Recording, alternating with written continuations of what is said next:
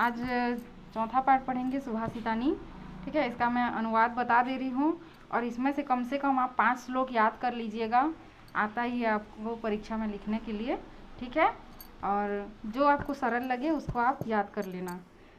पढ़ाने का तरीका में भी मैं बता दे रही हूँ, साथ में अर्थ बताते जाऊँगी, आप लोग लिखते जाना, मैं अलग से अर्थ नहीं भेजूँगी। ठीक है, तपोबलम तापसानाम ब्रह्म ब्रह्म विदाम बलम हिंसा बल साधूनाम क्षमा गुणवंताम बलम।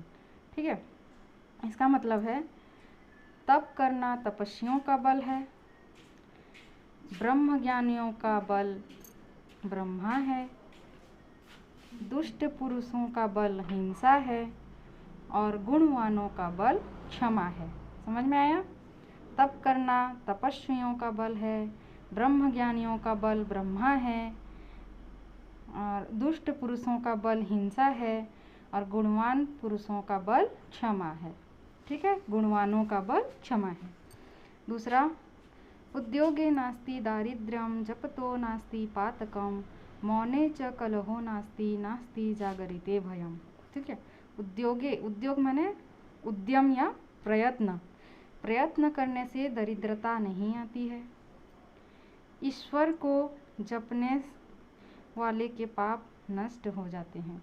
जप मतलब पातकम माने पाप, जपतो नास्ति पातकम, ईश्वर को जपने से पाप नष्ट हो जाते हैं। शांत रहने से लड़ाई नहीं होती है ना, मौन रहने से लड़ाई झगड़ा नहीं होता है और जागते रहने वाले को भय नहीं होता है, जागते रहने वाले को भय नहीं होता है। ठीक है, समझ में आया? तीसरा है विद्या विवादाय धनम मदाय। ठीक है, दुष्ट व्यक्तियों की विद्या वाद विवाद के लिए होता है। ठीक है, और धन घमंड के लिए होता है। शक्ति परेशान पर पीड़नाम, और शक्ति दूसरों को पीड़ा पहुंचाने के लिए होती है। ठीक है, समझ में आ रहे?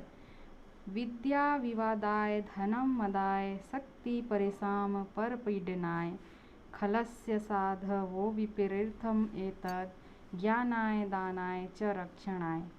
ठीक है, देखो, दुष्ट व्यक्तियों की विद्या विवाद के लिए, धन घमंड के लिए, शक्ति दूसरों को पीड़ा देने के लिए होती है, जबकि सज्जन व्यक्ति की प्रवृत्ति इसके विपरीत होती है, अर्थात उनकी विद्या ज्ञान के लिए, धन दान के लिए और शक्ति दूसरों की रक्षा के लिए होती है। समझ में आया? दुष्ट व्यक्तियों की विद्या विवाद के लिए, धन घमंड के लिए, शक्ति दूसरों को पीड़ा देने के लिए होती है, जबकि सज्जन व्यक्तियों की प्रवृत्ति इसके विपरीत है, उनकी विद्या ज्ञान के लिए, धन दान के लिए और शक्ति दूसरों की रक्षा के लिए होती है।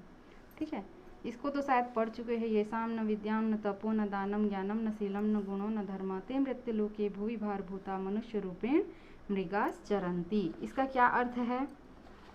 जिन लोगों के पास न तो विद्या है, न तप है, न दान है, न ज्ञान है, न शील है और न ही किसी प्रकार के गुण हैं, वे इस मनुष्य लोक में धरती पर भार की तरह हैं और मनुष्य के रूप में पशु की तरह विचरण करते हैं। समझ में आया? जिन लोगों के पास न तो विद्या है, न तप है, न दान है, न ज्ञान है, न शील है, न गुण है, न धर्म है, वो मनुष्य लोक में धरती पर भार के समान हैं और मनुष्य के रूप में पशु की तरह विचरण करते हैं। ठीक है, सुखार्थिनः कुतो विद्या नास्ति विद्यार्थिनः सुखम। सुख चाहने वालों को विद्या कहाँ और विद्या चाहने वालों को सुख कहाँ। सुखार्थी व त्यजेत विद्याम विद्यार्थी व त्यजेत सुखम। ठीक है, सुख चाहने वालों को विद्या तथा विद्या चाहने वाले को सुख का त्याग कर देना चाहिए। ठीक है, जो सुखार्थी होता है उनको विद्या नहीं होती, जो विद्यार्थी होता है उनको सुख नहीं होता। सुख चाहने वाले को विद्या का और विद्या चाहने वाले को सुख का त्याग कर देना चाहिए। छिन्नो अपि रोहिती तरु क्षीणो उपच्यते पुनश्चंद्र इति विमृशन्तः संतप्यन्ते न लोकेषु। छिन्नो अपि, इसका अर्थ क्या है दिया होगा, ठीक है। छिन्न माने कट जाना, ठीक है। छिन्नो अपि रोहिती तरु, रोहिती माने बढ़ना, कट जाने पर भी पेड़ बढ़ता है, ठीक है, बढ़ जाता है। क्षीणो उपचीयते पुनश्चंद्र, क्षीणो उपचीयते पुनश्चंद्र, इसका मतलब होता है कि जो चंद्रमा होता है क्षीण हो जाने पर भी फिर से बढ़ जाता है। समझ में आ रहा है? क्षीण हो जाने पर भी चंद्रमा पुनः बढ़ जाता है। कट जाने पर पेड़ बढ़ जाता है, चंद्रमा क्षीण हो जाने पर भी पुनः बढ़ जाता है।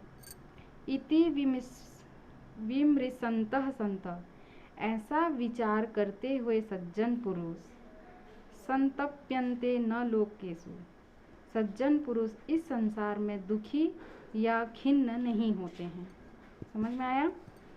जिस प्रकार मतलब पेड़ कट जाने पर भी फिर बढ़ता है, चंद्रमा घट जाने पर भी पुनः बढ़ जाता है, इस चीज़ का विचार करते हुए संत पुरुष इस संसार में खेद या दुखी नहीं होते हैं। ठीक है, 3 और बचा है, 3-4 और बचा है।